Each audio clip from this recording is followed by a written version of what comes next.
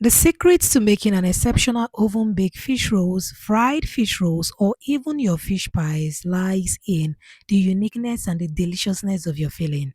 I'm going to be showing you three ways you can make your fish filling to cover all three recipes.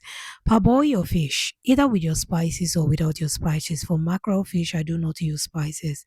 We are using cabbage, green bell peppers, spring onions. I'm going to set them aside after prepping them.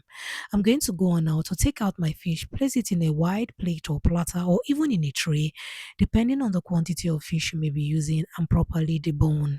Putting your fish in a wide plate or platter makes it easy for you to debone. It makes it easy for you to spot out any bits of bones and you can easily take them out.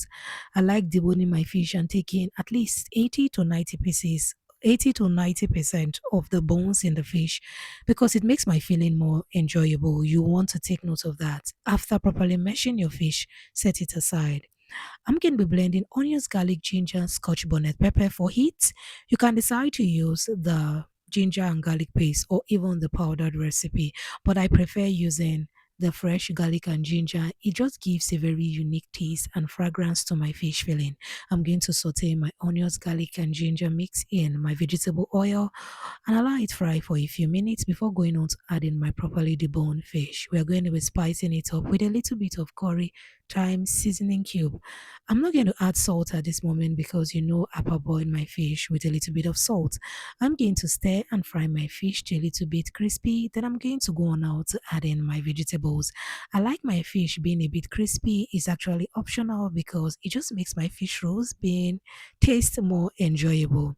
Add in all the vegetables you would like to use. I did not use so much vegetable, just a handful or two handfuls is enough. Add in more curry, that is my own preference. Go on and adjust your seasoning and salt to taste at this point. Fry for a few more minutes and your fish roll filling is ready.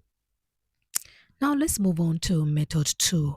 For method 2 is a bit different. Adding a little bit of your vegetable oil into your fry pan.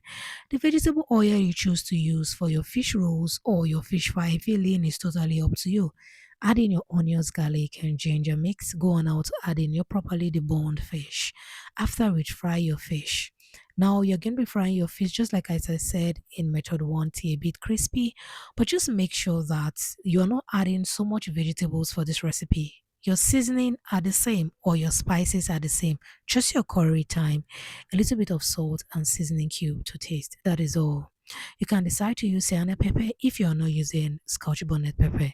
For this method, you just need to add one vegetable, which could be your cabbage, your carrots, or your spring onions. So I use spring onions for this recipe, so it is fine by me. You can even decide not to add any vegetable at all. Just go on with your fish, and your fish roll filling is ready. This is the method I'll be using for my fish pie, my oven baked fish pie now. I am sauteing my onions in vegetable oil. I'm going to go on now to add in my um, Irish potato. I'm going to add in a little bit of carrots and my green bell peppers and spring onions.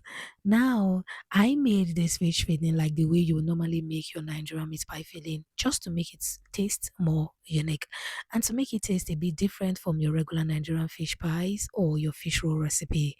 So I am using this vegetable. Adding your spices you choose to use are totally up to you. I said it earlier, we just use curry, thyme, and a little bit of seasoning and salt to taste.